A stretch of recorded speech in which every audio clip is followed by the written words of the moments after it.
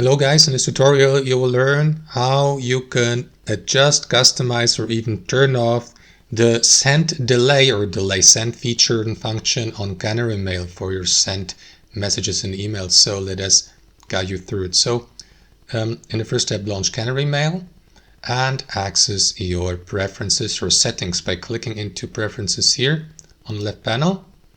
And after that, expand or click into general here and scroll down till you get to the delay send feature. Now guys, let me explain what delay send means. It is not the same as, for example, scheduling an email. If you, for instance, have a message or email like this, you can send it directly right now or schedule the sending for later, for example, tomorrow, or pick a specific date in the near future. But the delay send feature is something different.